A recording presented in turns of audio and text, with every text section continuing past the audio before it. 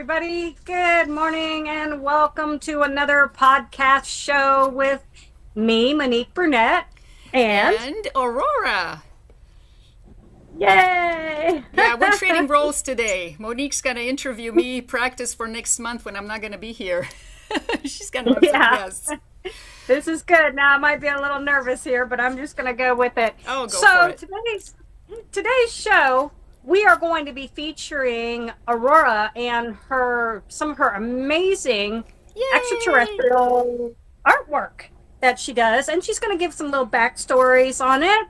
And so, why don't we just go ahead and dive right into Aurora with your artwork? But let me just, if you could explain, when was the first time that you felt inspired by a being to draw them, and what was behind that? Okay, that's a good question. I'm going to see if I can find the picture of that being because I think it'll be a lot more interesting if I actually have her up. And there she is. Let me go to screen share so that you can see what I'm doing here. And it's a window, and there she is. Alrighty, can you see? Can you see I her? see it. That's amazing. You can see her? Okay, you know what? Can Yeah, see. for some reason, hang on, I'm going to say ignore. There she is. Okay, so now everybody can see her. Cool.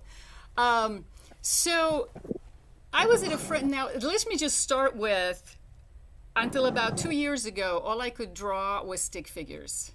Okay, I used to be a math teacher, and this was like the big running joke is that Miss That's Whipple can only draw amazing. stick figures. I know, right? And I was at a friend of ours at his house during a CE5 a couple of years ago, and he's an artist. And he gave me a tour of his home and a tour of his studio. And there's something about his studio, but there was something in there that just, I don't know, clicked something for me. And then after that CE5, and we did have some sightings that night, nothing like too spectacular, but we did have some sightings. And after that, all of a sudden, I wanted to start drawing ETs just out of the blue.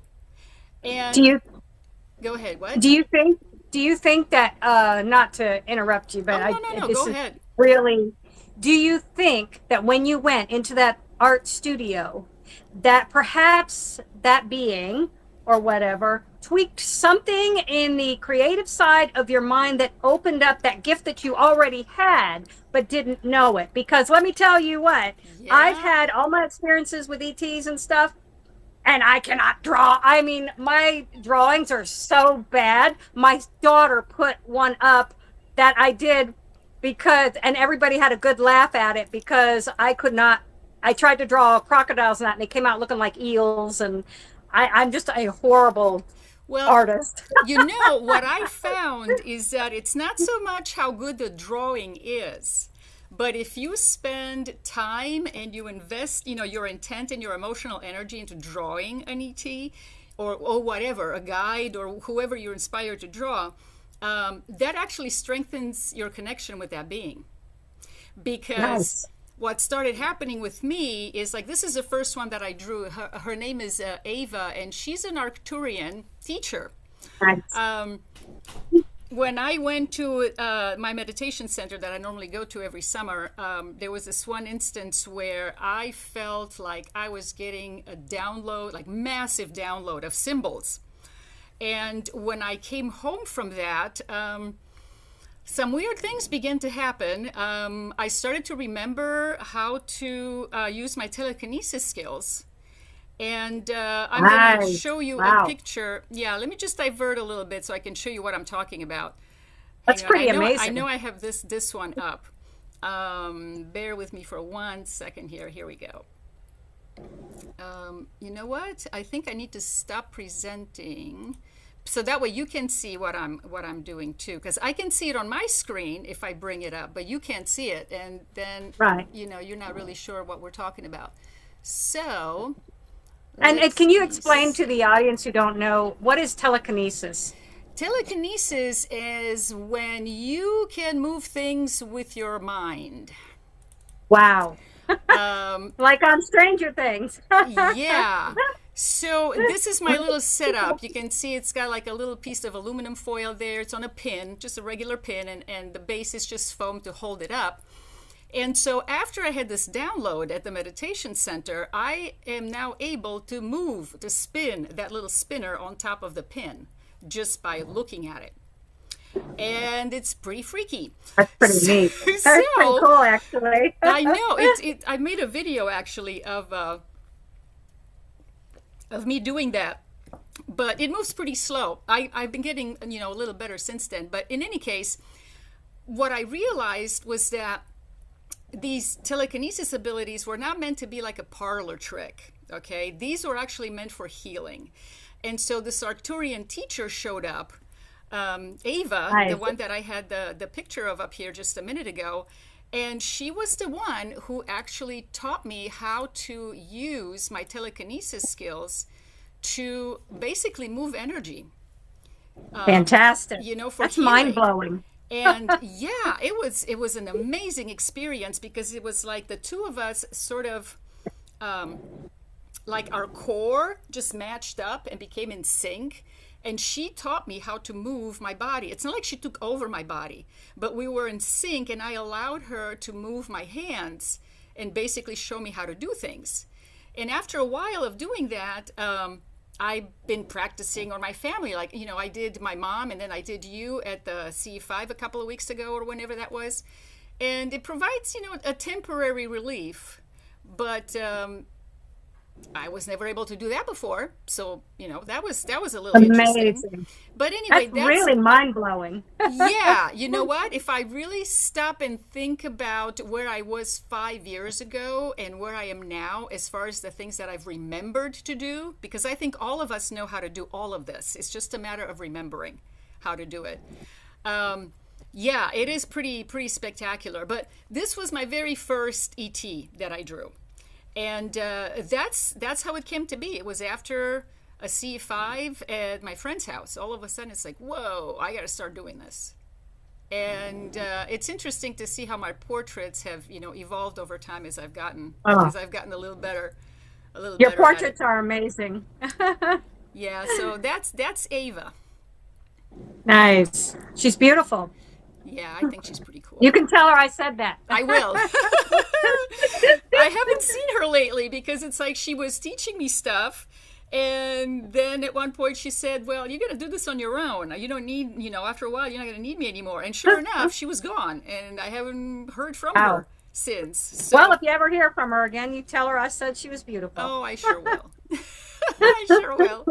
I think they're all beautiful, actually. But yeah, they're very different. They're all very beautiful in their own way. Mm-hmm. The next one that I drew, actually, let me see if I can get him up. Hang on just a second here. And let me get into sharing this screen. I don't know that you've seen this one. This is actually probably this is my third one, but this has a pretty good story. His name is Aang, and he is a mantis being. Now, at Gary's house, my friend, who did the C5, I also met another person. His name is Nick. And, that following week, like I said, when I came home, I started just wanting to draw these portraits. So I'm drawing this mantis That's being. incredible. And I'm thinking it's just my imagination. Okay, it's like I don't know what's going on. I'm creating these characters, whatever. But as I'm drawing him, I'm starting to get messages for Nick. And that's the first time that ever happened. So that was a little weird. And it was so clear and so intense. Now, I only met this guy once. And he shared a picture of a UFO with me on his cell phone. And that's why I had his number. So I sent him a text and I'm going, I don't know what's going on. You might think I'm totally weird and I'll, you block my number. I would not have been surprised if he did. But I am drawing this being and I'm getting messages for you. So I'm just going to go ahead and send them to you and you let me know. If you don't want to hear from me ever again, just say so. And so yeah, go ahead. I just wanted to inquire about this real quick. when you get the contact, do you get, so you get um, the image of them first, or do you get the messages first? Good question. They come in tandem. They come in tandem. Now, the image that I see may or may not be accurate as far as what the being actually looks like, because I don't see them clearly in my mind's eye. I sort of get a shape, an idea of what they look like, and I get the colors. And as I draw them, that's when I actually start to see them a little better, because I choose the colors and the patterns that convey the feeling that I have. I feel these beings more than anything else, more than actually seeing them. Although I am getting better at visualizing them a little better. Well, you do know that that what they will, at least this is my take on it, or what I feel, Yeah. is that they will they can appear, well, like, with me, you and Yeah. we see a Yeah. being. You see the being one way, I see the being another way. And Right. the thing is, neither of us is wrong. Exactly. That being will appear to one as, they can change. But I feel like when you get these images for drawn, this is what their favorite Yeah. appearance They is. pose. You are so right. And I never told you this. But you're right. They Yeah. do. They come and they pose for the picture. And I even Yeah. had one being, it was a Pleiadian who didn't want me to draw her in her work clothes. And I sent you that drawing. It was who turned out to be like the cat being from Yeah. yeah, that kind of had some Egyptian vibes to it. But yeah, they do. They pose. You're absolutely right. It's they present their best face for the portraits. And Exactly. exactly, right? And so this guy kept telling me that he works with plant medicine. And so I'm sending all this information to Nick. When I'm done with the drawing, I send it to him with a few other messages that I actually don't remember off the top of my head right now. But it was all stuff that pertained to him. And it was specific to him, because I thought, if I send this to anybody else, would they be able to relate it and say, yeah, that resonates? No, it was stuff that was specific for him. And so I sent him the drawing, I sent him all the messages, and he was so excited. Everything resonated with him, because he does have some he has mantis connections that he's aware of. And so a few months later, he sent me a text back to tell me that he had his Akashic records read, and the person who read his records confirmed everything that I told him when I sent him this drawing. So that really blew my mind. That was the first Well, time. I've got something more to blow your mind. Oh, yeah? Go ahead. Are you getting messages from these guys as I'm talking about them? Well, let me tell you this. You know that I started working on one book Yeah. prior to me writing the book on my life, right? Right. And Yeah. I still have to finish this other book because it's all about ETs and stuff, Yeah. right? Yeah. And I'm presenting it in a fiction way, but it's actually truth, you know, It's from mostly your channels. truth. Yeah, you're So channeling it's the it's like information. but I put it in a story setting. Right. So the only fiction part is the story setting, not the information. Right. Yeah. And more than one, um, when I channeled was coming through, was working. You know how you said plant medicine and all that? Yeah. Well, these are biological engineers and that had come through. Dang. So dealing with, so I just feel like that's pretty wild that you mentioned that, because I was given a tour and that at this wow. facility and all this. So Interesting. yeah, Interesting. it goes into all that, and the building they work with, even the building was biodegradable. Yeah, Oh, like wow. everything. The windows and that, like, they look like glass, but you could actually push on them, like it was almost like I don't know, it was like jelly or like a Interesting. That's substance. interesting. It reminds me of a dream I had. Was this planet, did it have water? Did it have a lot of water on it? There were parts where there were, it was actually, I was taken into a city. Everything was made of biodegradable materials, and like the buildings and everything was very futuristic. Yeah. And there was waters and there was greenery, and everything. Yeah, it had a lot to do about water because water, as we know, sustains life. Yeah, You yeah, know, so water, sunlight, all that kind of thing. But it wasn't different. How do I put it? But different how our different atmosphere, but similar, but different from our yeah, planet. And yeah. that, and it was kind of like it was a planet that was catered to a what you call it friendly zone, where different, all different beings Oh, they would in all get that, as together long as and they came from a place of love and that, okay. go to work on this planet. So, anyways, but Interesting. I don't want to keep talking. I just wanted to Yeah, do no, that, and I that's interesting. It's not the same place that I dreamed about because the place I dreamed about had it was a water planet. but Um, remember, yeah, one way you might see something, and one way I might see this something is for whatever true reason. because the So, common theme here is that it was a lab. It was a bioengineering lab exactly. with glass windows that I could go through. It was a very interesting dream, but there was nobody there. And I Yeah. remember having so much fun. It's like I came out the door, okay, and this planet, the whole location reminded me of that scene in Star Wars where Kenobi goes to the water planet with those really I tall love beings with that the was my long neck. favorite scene. Yeah. So it was that kind of planet with a lot of water, and it was raining. Actually, I came out of the building, and this was a really vivid dream. I came out through a door, and then I was flying all around the building, and it started Wow. raining. And I'm thinking, oh man, I don't want to go all the way back to the door. I wonder if I can go through the wall. And I went through the window and I was so excited that I could do that. I was like, I can't believe I can do that. So I don't think that was a dream. I think that was more like an astral travel, but there was nobody I there. think so too. Yeah, there was I nobody think so there. It too. was a very warm and very welcoming place. I remember Yes. that's one of my favorite Same. dreams, actually.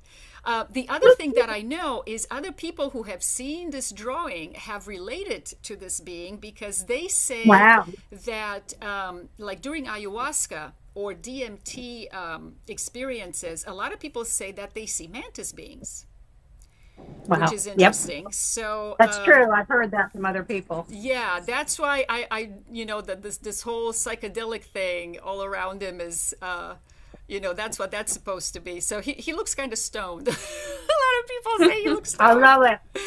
Yeah, but he's just a mellow dude. Anyhow, this was like the third one I think that I drew. The second one is actually pretty interesting. Let me see if I can find her, and I'll just bring her up really quick. Hang on just 1 second. Let me get back to where we were. Where is my screen? Hang on just a second. Bear with me for 1 minute. Where is... Oh, there it is. Hang on a second. I have I so many hope that windows open. There it is. when I was Can you mentioning see? bioengineers, I got the name right because I don't know, if that's Yeah, to do with that's okay. plant, you know. I Yeah. just, All right, let me get that other one up. Now this is the second one that I drew, and at this point, I was still thinking that I am making this stuff up. Okay, these are just beings that I'm inventing in my head. wow. And this one, yeah, you can't see all of her because I've got the screen. Yeah, this one is actually a hybrid between a gray and a reptilian. And she Beautiful. came because you were talking about bioengineering, which is interesting. That's why I thought about her. And again, at that time, I thought I was coming up with these stories and these characters, which I've never done before. Mm-mm, Okay. you're not. So I connected with her unknowingly, and she worked as a bioengineer on this ship that reminded me of a barge. Okay, they would go Hmm. to different planets and they would collect biomatter, Hmm. decaying biomatter. If it was, there's too much of it and the environment couldn't, assimilate it. So after like huge wars or pandemics or things like that, they would literally go and they would clean up a planet, sort of like scavengers. That's what it I'm reminded having me my of. mind blown, by the way. And anyway, this is the only time I was able to smell a smell. Her ship smelled so bad, of death, of decaying stuff. It was oh my gosh, it was like this sweet, putrid, and it didn't bother her at all. And I realized I didn't draw a nose on her. She doesn't have any nostrils, so maybe she doesn't smell. um, anyway, she was a hybrid between the Greys and the species. Now, on that ship, it was a huge mothership. It had this huge hangar where all these bodies were piled up. It was really just awful, okay? And she had such a cheery personality. It's like, how was Yep. she in this environment with surrounded by death and decaying stuff? And she was so happy.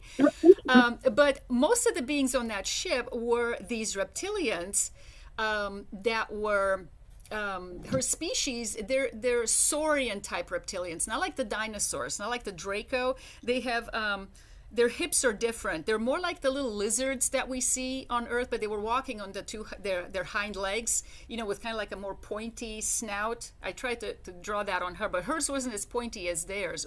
Theirs was pretty pointy. And that's what they did. And the reason the Greys created her as a hybrid is to be able to basically relate to this other species. And I guess the Greys do this a lot. They create hybrids between them and the species that they want to interact with, especially for trade. Because, it's sort of like a bridge, like an interpreter. The hybrids kind of have an idea of both worlds. And what the purpose of her job was, she was one of the people who basically synthesized the DNA. She would extract the DNA from all of these corpses and, package it and clean it up, package it in a way that the Greys could use it. For the Greys can never have enough DNA. They're obsessed with DNA. They make so many different things, and they're the experience with stuff, and so that's what the deal was. And they were sharing this DNA in exchange for technology. That was their trade with the Greys primarily. So I'm getting all this information as I'm drawing her, and I'm thinking, I'm just making this stuff up. And I drew behind her, if you can see these things, they sort of look like DNA strands, behind her, because I kind of wanted to represent what she was doing. But she was the second being that I drew after Ava. And then the third one was Aang, and that's when I realized, holy cow, I'm actually connecting with real beings, because there was somebody else, who gave me And I can validate it for you. Yeah. Because before you switched over I got to share this with you. This is why I said, oh my gosh, my mind is being blown again. When I was doing, and you never told me about any of this. You did not tell me about this being or nothing. When I was writing my alien story, the one I was telling you about with the biodegradable and everything, bioengineer, it was a female that came to me that was a bioengineer, and her partner also did it, but she did more on, and it was all to do with helping with the physical, with health and things like that. What species was she? I can't remember how I had it, but I just went with it, and I'm going to show you something. Her partner, right, works more on they both have these high positions, but her partner does more of AI medical but different compared to AI that we use. They use it in a good way that is for the good. Did she look like this at all? She looked very much like that. Yes. Really? This is Arla from the Council of Eight. And she's a bioengineer. Okay, yes. This is exactly how I would describe. This is so weird. You see? Now, I did not know any of this, and yet this is what I felt. And so they both worked in this lab, but one dealt more on the plants and the plant. That's funny when you said that. And then the other dealt with the AI medical technology. Somehow the two. So I had to tell you that, but somehow the two of them, the two fields or whatever, connect. Yeah. Right. And all this. So Anyhow, That's but go ahead. amazing. Yeah, this is I mean we're going out of in a completely different order than I originally planned, but we're just going with it. Yeah, This one I drew much later than the ones that I just showed amazing. you, but this is Arla. She is a tall white from the Council of Eight, and she is one of the beings. The Council of Eight is just what is it, 8 or 9? I think at this point it's probably 9 of them if you include Shiva, the angelic being. But there are 8 ETs who are working with humanity towards what they call the Amazing. reveal, which is basically just open contact, friendly open contact, mutually beneficial, that sort of thing. And I actually was contacted by another being from the Council of Eight, long before I ever knew anything about ETs. And when I get to that, I should probably bring up his picture, because that's a pretty interesting story. But let me finish about Arla. I haven't had contact with her very much, and I had a really hard time zeroing in on her to try to draw her, because it was her turn. And what I realized was that her frequency was so high that my frequency, as high as I went, couldn't reach her. And before I started drawing her, I had to meditate. I really had to clear my mind. At one point, what I did is, Kevin has a portrait of her that somebody else drew. And I printed out that portrait on an 8x10, and I started tracing it just to try to connect with her. And once I did that, I was able to finally connect with her, enough so I could draw her. And it was just like I finally raised my frequency to overlap a little bit of her bottom range. So it was that was an incredible experience. Like I say, could not get a good feel for her, because her hair is transparent.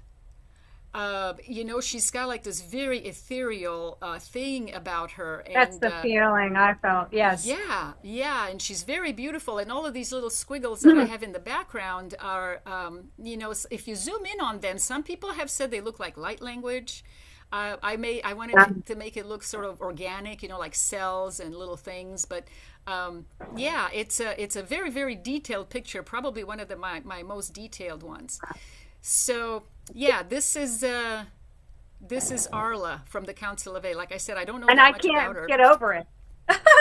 Yeah, it'll be interesting to see when I go over these pictures. I'm sure a lot of these beings contact you too. We already have a few that overlap. One of them. And I didn't think the Council of, I was like, they aren't, I never get anything from the Council of Eight. And here, I did Yeah. not realize till you showed me. I was like, yeah, that's what she looked like. And here you are showing a picture of her. Right, right. All right. Let me show you the one that contacted me long before Okay. I knew anything about ETs. Now, you know this I have to being. put my phone on Do Not Disturb. I Oh, apologize. that's But if okay. you got that Stranger Things sound, that's my ringtone Oh, I in couldn't hear there. anything. I couldn't And hear anything. that's good. So, So, yeah, I'm going to, sorry. that's okay. There, now we're back. All right. So this is Ort. Okay, in the Council of Eight, he is the one who seems to be interacting with most humans, and he seems to be the one who's making first contact. Our friend Kevin Briggs has known these beings from the Council of Eight since he was, 8 years old, I think? Yeah. Yes. They've contacted him, and he sees them like with his eyes. I don't have that clear of a perception of them. But in any case, this was, I started to become aware of ETs and the whole concept in 2020. Like a lot of people, I think. Nice. I had an awakening. Not my first one, but this one was really profound. And I And think I met him. oh, for sure. I know. You have your own story about him that I want to hear. Let me tell you how I met him. This was in 2015, after I was in a really bad car accident that left me permanently disabled. And I was in a really bad place. I couldn't work anymore. I was in a wheelchair. It was just a really bad situation. I Wow. was getting more and more depressed. Now, I've been meditating for about 25 years, and at that point, I had stopped meditating altogether. I was not in a good Wow. place. Yeah. And so one morning, I'm sitting on the couch, feeling sorry for myself, getting ready to just zone out in front of the tube.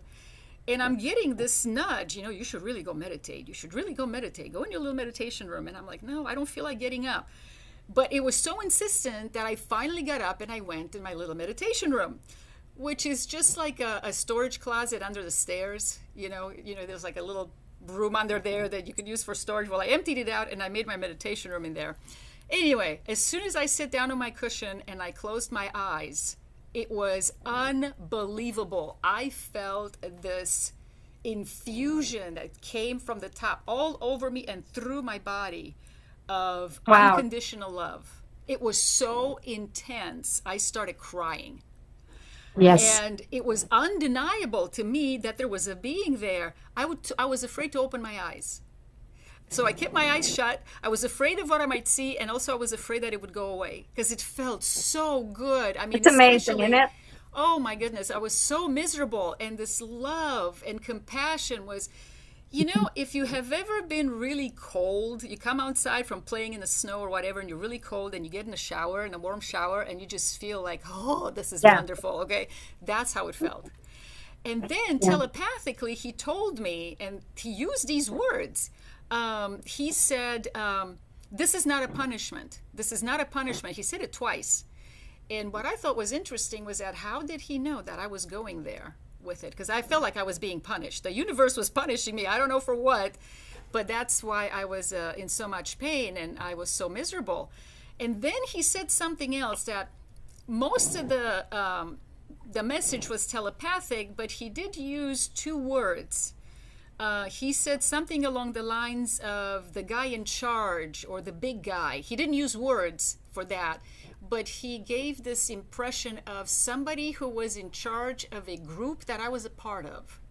So it wasn't God. He wasn't the big guy. He was just like a leader. And he said that, the guy in charge, this is a quote, is pleased with your progress. And I still have no idea what that means. And at the time, I was like, what progress? I'm in the pits of hell. How am I progressing?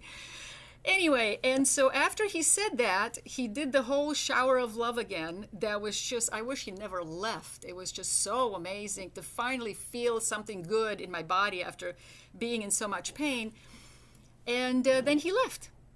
And I bolted out of my meditation room and I called my husband to tell him what happened. And I called my mom. At the time, I thought maybe it was like a Jesus or an angelic being because, I'm a Christian by faith. Now, I'm not the kind of Christian who goes to church every Sunday, but, I like Jesus. I try to be like him as much as I can. Just because I don't sing hymns every Sunday, that doesn't mean that, I don't try to live my life in the way that he taught. So anyway, forward a decade, I run into Kevin Briggs, who, like I said, has known this Council of Eight since he was, 8 years old. And I tell him the story. I met him actually right after I had that download of symbols and weird things were beginning to happen. I had no idea how to integrate what was going on. So I met him at a UFO meeting, basically, for experiencers. And so that's how I met him. yeah, he gets around. He and does. I didn't know you. Oh, right. I met him. We met through him. It's really met interesting how a lot of us who know members from the Council of Eight have been drawn together to the same area in Central Florida. It's weird. Exactly. There's a lot of us. That's weird. There's a lot of us.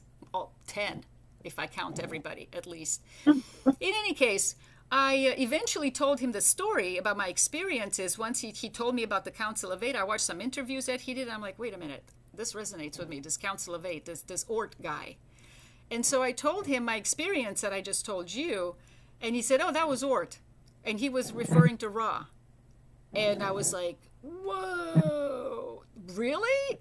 And as I became more and more sensitive to connecting with these beings, I realized, and I've gotten confirmation, that this is indeed, it was Ort.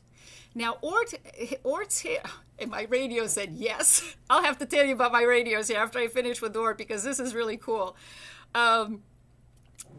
It was like, I'm convinced it was him, and he has been guiding me. He is the one who encouraged me to start posting these drawings on Facebook and to share them with everybody, because he said that these beings use these portraits to project their energy through them into our 3D world for people to meet them, to connect with them. And he encouraged me to put my stuff on Facebook. I would have never done it on my own. I was terrified. I was terrified. Now, drawing him was interesting because he didn't want to pose for the picture. Okay, he didn't, and I was struggling trying to get a feel for him, and I just couldn't. I was really struggling. I don't know if I have a drawing of what I was trying to do. No, I don't have a drawing of my He looks my first Pleiadian. sketch. He looks what, Pleiadian? Yeah, actually, I'm so Pleiadian. glad you said that. He is Arcturian. He's an Wow. Arcturian, yeah, from I'm not sure where I know he's Arcturian, but I don't think they live on Arcturus, fifth It's dimensional maybe Arcturians. because of the light hair and everything. I'm Yeah. thinking, and is his eyes blue? His eyes are blue. I don't know if I Yeah. can actually magnify this. No, I can't magnify it.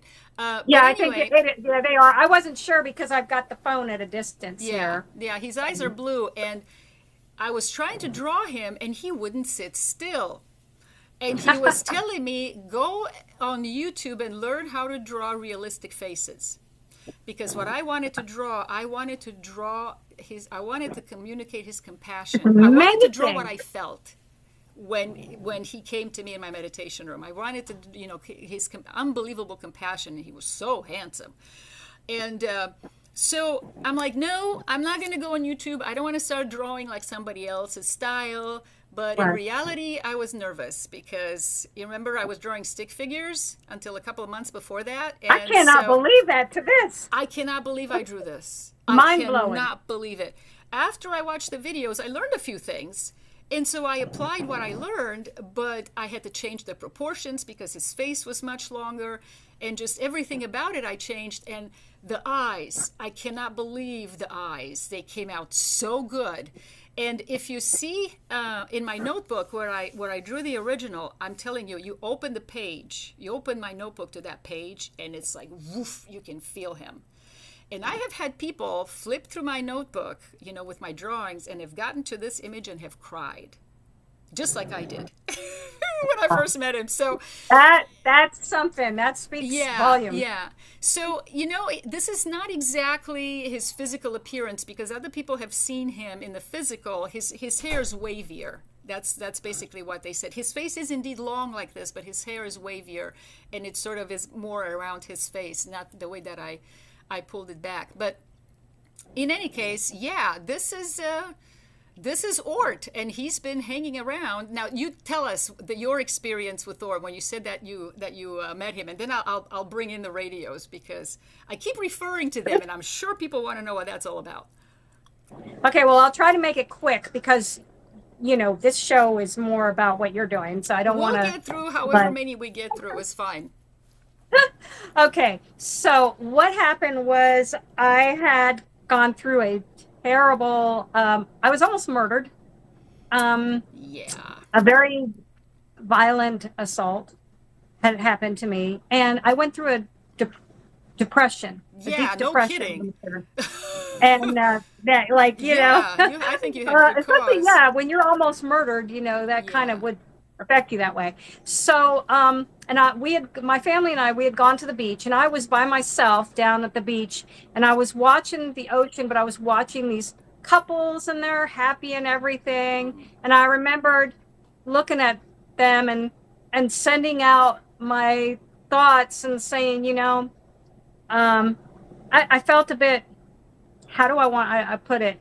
I felt annoyed or bothered because I'm like, I bet their first experience, Yeah. experience in that way was a mutual and a loving experience and not the hate-ridden, horrible, violent thing that happened to me.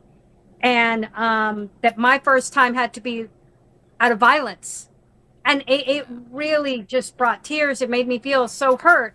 And all of a sudden, this young man comes walking up. He was literally like out of nowhere. And he came up to me and he started talking to me and he started mentioning about, it was weird. he was talking, he had to put it on a level for me to understand, because at that time I was not open about, like, even though I knew I had abilities and everything, I was Mm. told old doctrine, you got to shut those beliefs off, Yeah. you know, so in anything like that, because it's evil, right? Yeah. So when he was talking to me, he was talking about the all divine God, whatever you got, but in a way that didn't seem like a person who's just preaching religion or something like this. He didn't have that kind of goal or mindset. Now, here's the His thing that the really blows my mind is that you're sitting on the beach and this young man comes to you and starts having a sandy blonde philosophical hair.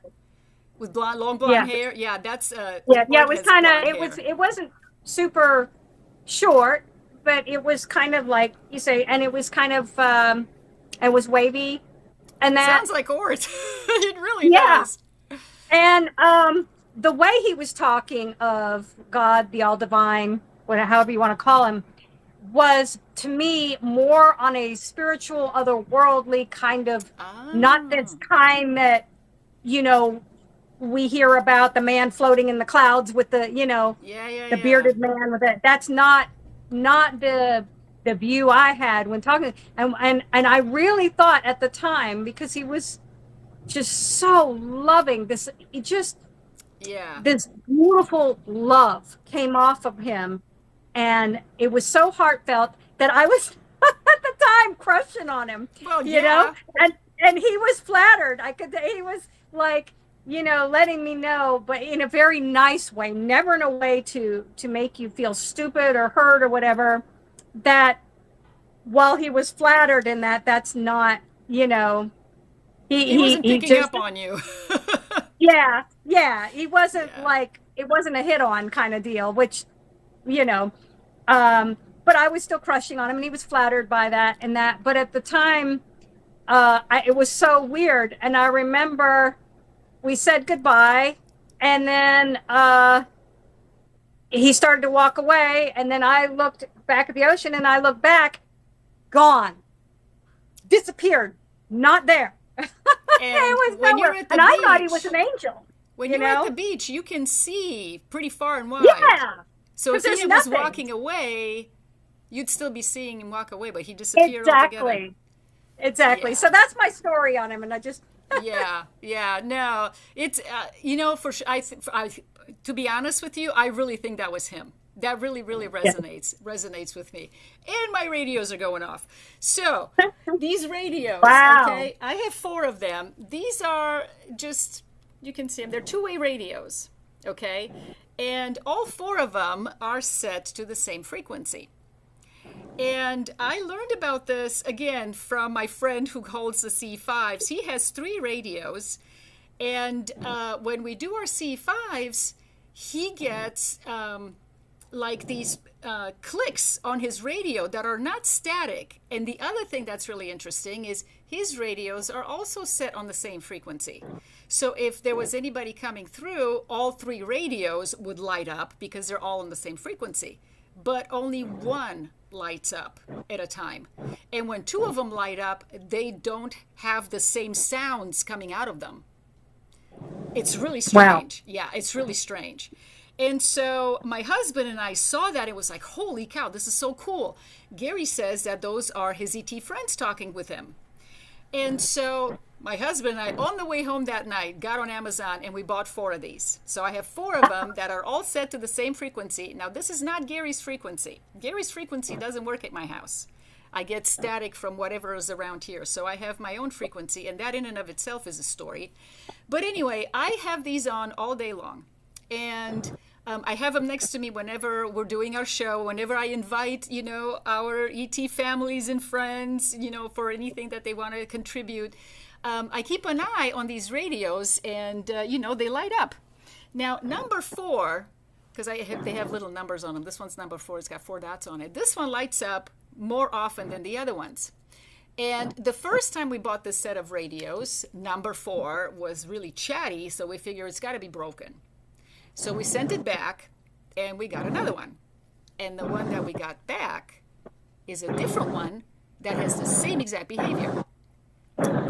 Wow. So yeah, really interesting, really interesting. And so my husband is an engineer. Okay, so we have been trying to debunk these radios in every which way that you could possibly imagine, and there are way too many coincidences for Wow. this not to be some form of communication with ETs. And you said it went off when I'm telling my story Yeah. with Ord? That's Yes. too cool. Sometimes they chattered the whole time, but this time they've been pretty quiet, except every now and again I get a click out of this. Every now and Uh-huh. again. And so, when I bring them up during the show, my radios are clicking, my radios are clicking. It's because these guys, this is how I know that they are listening in. This is my confirmation. One of the ways that I receive confirmation that there are other beings around. And I can feel them around me when we're doing the show. But, as far as like physical evidence, I get telepathic hits, and then, these radios light up. Not just number 4, there's others that light up. If I take number 4 out of the lineup, one of the other ones will start. So, Wow. yeah, and it doesn't do it the rest of the time. So, anyway, these are very near and dear to my heart because it allows me to feel connected with ETs all the time. To my guides, to whoever happens to be around, they communicate through this. And what's interesting is the ones that Gary has, they click very, very rapidly. They have a pattern, a specific pattern and a rhythm. And mine click differently. It's more like a heartbeat. A lot of the time, it's like boom, boom, boom, boom, boom, boom, and it clicks like that. So, Wow. yeah, it's really pretty trippy. It depends, I guess, on who's communicating through them. Finding the frequency is an interesting story because, obviously I tried Gary's frequency when I got home to see if it would work, but it didn't work. And I tried a bunch of numbers and it wouldn't work. Believe it or not, there's not that many frequencies. And so after about an hour of trying to get something, this other guy from the Council of Eight showed up. And let me get him going here. Because he was, he's the Your one who story helped is me mind blowing to me, find by the way. the frequency. And The you radio also thing. know this guy. All right, let me get him here. Okay, so this is Zark. All righty. Now, Oh yeah. yeah, there are a couple of. This is. We only have 10 minutes. I think Zark will probably take the rest of our time. Zark was the first guy from the Council of Eight that I drew. And it was one day I was really bummed and I started drawing just because it made me feel better when I drew. So I drew the face of an ET because that's what I was doing at the time. I was really inspired to draw the ETs. This is who I drew after Ava. No, I'm sorry. Wow. After Aang, the mantis being that I showed you. So this was my fourth portrait.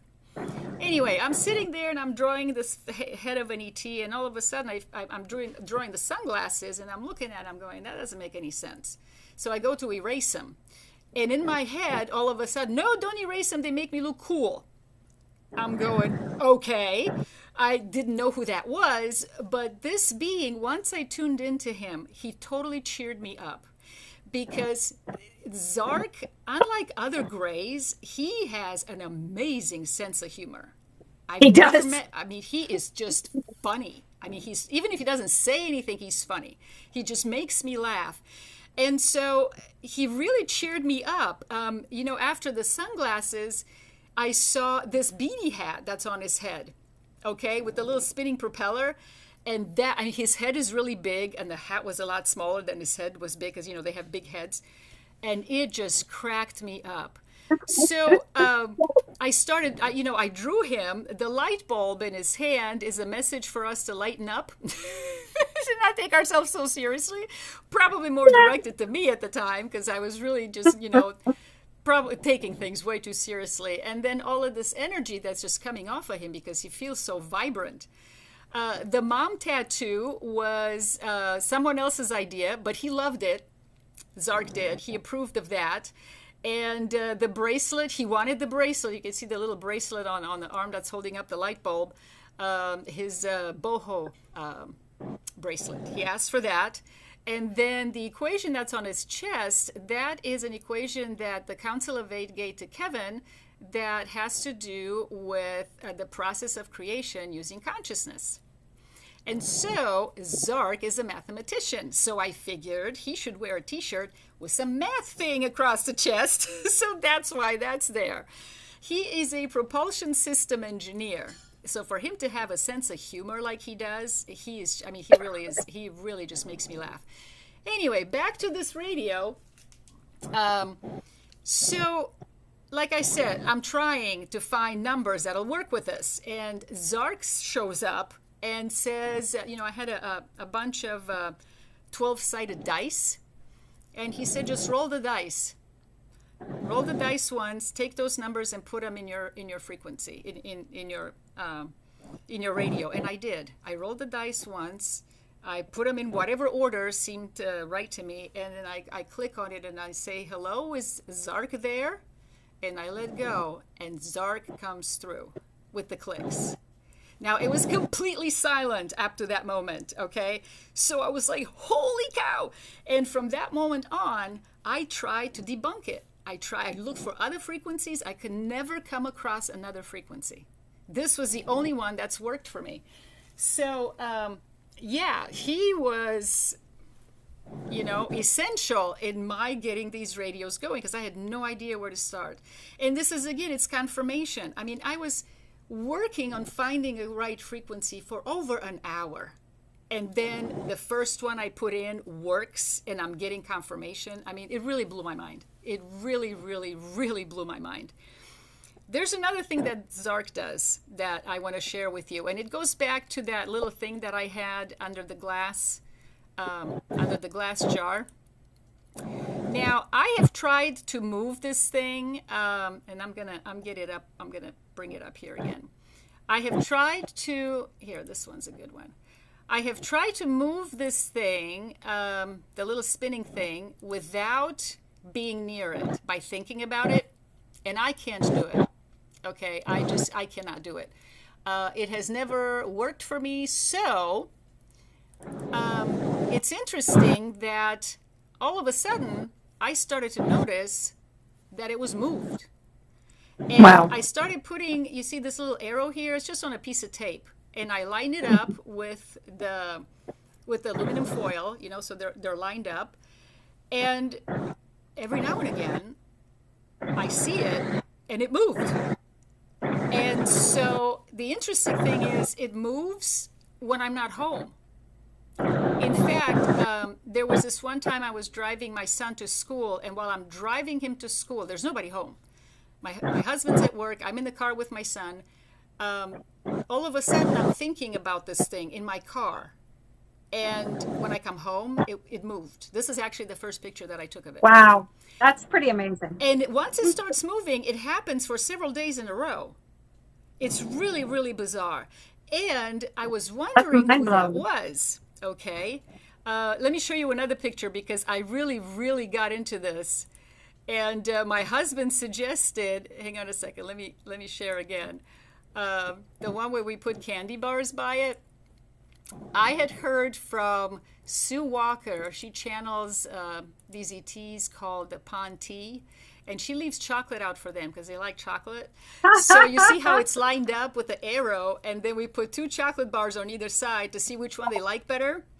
So far, nobody, it's moved since then, but not towards, the chocolate isn't making any difference, and nobody's picking up the chocolate. So far, it's still there. And but I tell you, when this thing moves, it's like, holy cow, Santa ate the cookies kind of feeling, because maybe it's the chocolate. Maybe you need the European chocolate. The American chocolate's supposed to be kind of the worst. Well, I need to buy some Hershey's Kisses because that's what worked for Sue. That's what her ET's like, is Hershey's Kisses. So I think I'm gonna have to invest in that. But anyway, that's the deal with the spinner thing. This is like another confirmation that this is Zark. And why do I say that it's Zark? Somebody actually pointed this out to me, and it gave me goosebumps and totally, totally resonated with me, because if you look at the top of his head, the propeller that spins, and then there's a little aluminum foil that spins. It's the same idea. So, Nice. Wow. yes, it's the same idea. And, Yeah. it's interesting how that works out. I mean, it's like fascinating Amazing. how it matched, and I got the goosebumps, and I got confirmation that it's him. So, the other thing, Zark makes himself very known. yes, you know him. Yes. You've had encounters with him. Yes. Oh, and the other thing is, he moved one of my crystals. I could see. Oh. Yeah, because I Wow. don't dust all that often, so I could see where my crystal was, and it was moved over, and nobody would have touched it. I have them set up in a specific way Right. that they resonate with me, but I could see the spot where there was no dust. It had been moved. So I Wow. know he did it because he's moved stuff around for Kevin's wife, and you've had experiences with him. Tell Yes, me about because it. with Kevin's wife, he was talking about how Zark would mess with her shoes and that. And I think Yeah, it's like with his wife's particular shoes, yeah. items. And for me, it's my earrings. He loves to mess with me with my earrings. And I know because, like, for one thing, if you're right there and you're right by something, you're going to, like, if you knock it or something, you're going to hear that, like, not if it's carpet, but you're going to notice, if you knock something and this was on bathroom tile floor. Okay. Okay. And that was my first experience because all of a sudden I found one of my earrings neatly placed on the tile floor in front of me. And I was like, that's weird, but I didn't think too much of it. And here I was at this kind of retreat thing, and we were all, talking about with the Council of Eight and stuff. And I remember how I was like, I don't know. I don't think they connect with me. I don't feel like, I think I'm the least, like I didn't fit in. Right. And so we get ready to go into this meditation. And I think it's these earrings that I have on right now. Oh. And I don't know if you can see, but they're not, they got real secure backs. Yeah. On Okay. them. Okay. And because these are real gold, and so they're not cheaply made. Right. And all of a sudden, we were all sitting around this round table getting ready to meditate, and all of a sudden, my earring was undone and tossed on the table, and everybody saw it. And the one who leads the meditation, it's funny how you say the lighten up kind of thing. Yeah. Because we're trying to be, serious, and I was feeling like I sat down. And when that happened, and the other person who was hosted, she went, Zark, because she knew right off I hadn't said anything because I wasn't sure. Yeah. And right off the bat, she was like, Zark. She knew it was him that undid my earring out of my ear and had it drop on the table. And then he did it to me one more time where he didn't take it out of my ear, but I was in my bedroom. And more than once, I'll find them neatly placed in the center of one of my floor tiles because I don't have any carpeting in the house, in my bedroom. My earrings will just be neatly placed on the floor. And I know it's him. Now, you say you lost one of the earrings that I made for you. Yes. Oh. If that shows Gary up. found it. What? You found Gary it? found it. Gary Oh, found no. That's the white ear. Sorry, because you gave me two pairs. Right. That one, obviously, Gary found. No, I had, then they showed up, and I wore them, and now they're gone again. No way. So he's teasing me. I wonder if he has your white feather earring that you lost. I don't know. Gary's the one who said he found it the next day. Oh, he did find it. Yes. Oh, I didn't know that. Oh, that's really great. Oh, I'm so glad. I was bummed. Yeah, I was like, no. oh my God. Yeah, because those were cool. You look really good in them. I love them. And I made them, so that makes me feel very special. Well, they're made with love, and that makes me feel very special. Yeah. I wonder if Zark. Oh my gosh. Okay, so I'm just saying I wonder if Zark was involved with your earring. And just as I'm opening my mouth, because I've had this thought ruminating in my mind, my radio goes off. And so I suspect, because they're not easy to take out. Right. I mean, they have the long hooks that, go Hooks. behind your ear. Yeah. So, it's not all that easy to take them out. So I'm wondering if he had something to do with it that night, because by I golly, was wondering that too when we were talking about it just lot now. of contact. Yeah, you know what? I'm thinking he had something to do with it, because with you, it's earrings. So that's trippy. That's trippy. You know what? We are actually at exactly 1 hour. So, we got through, Ort and Zark are the two that most people seem to be contacting with, from the Council of Eight. The other And ones, Chica. For me, it was and Chica. Chica, yeah. That's another one that we're going to have to bring up. Maybe next time. And Targ contacts me, or I felt that. Yeah. Targ being around me. So anyhow, just wanted to put that in there. So yes, we're gonna cut it here. I think you and I have 2 or 3 more weeks, maybe 2 more weeks together, because I'm gonna be gone starting June 4th. Mm-hmm. So at that point, you're gonna start having guests. Hoo-hoo.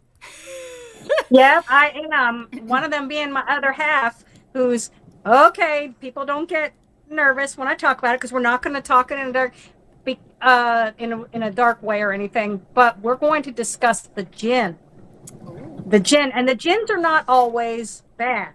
Okay, from what I've been told from my other half. So but he's going to be one of our first guests.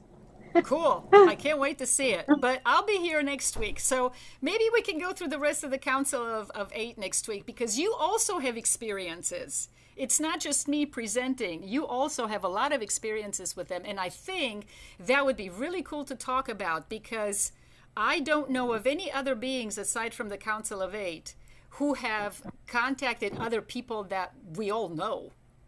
I mean, it's really pretty trippy if you think about it. We can't all be crazy in the same way. Because I didn't think that they were really contacting me, and then it was like more validation today during this meeting, because I was like, "Whoa, yes, this is what she looked like." Yeah. So it was like, okay, maybe I'm having more contact than I think. And my radios are going again.